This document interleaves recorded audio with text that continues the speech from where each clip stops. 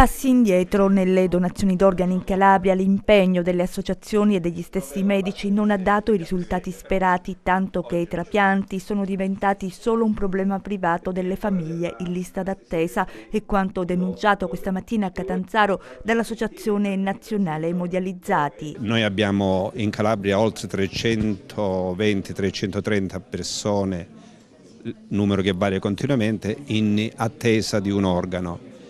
E la Regione Calabria, in Regione Calabria abbiamo la più bassa percentuale di donatori per milione di abitanti. Siamo intorno all'8,3 donatori per milione, quando la media nazionale è 28 al 31/12/2017. All'incontro ha preso parte anche il commissario ad acta della sanità in Calabria, Massimo Scura, il quale ha illustrato il progetto per la realizzazione di un centro dialisi a Reggio Calabria che sarà realizzato entro un anno. Ma la svolta nelle donazioni è affidata al decreto 167 del 20 settembre scorso, che di fatto regolamenta la rete di hub, SPOC e centri di rianimazione in materia di comunicazione con le famiglie, stabilendo criteri precisi e penalizzazioni. È il frutto di un impegno che abbiamo portato avanti l'anno scorso e che poi l'ingegner Scura, e quindi il contributo anche per quello che è della Regione, ha portato a questo decreto che incentiverà sicuramente gli obiettivi prefissati nel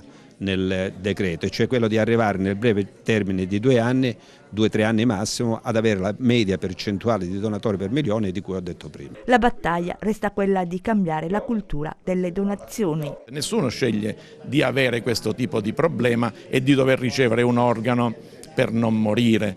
È una cosa che può colpire chiunque di noi in qualsiasi momento. Ecco perché è importante che se ne parli, ecco perché ognuno di noi deve fare personalmente una scelta consapevole circa la donazione dei propri organi dopo la morte. Lo può fare in qualsiasi modo,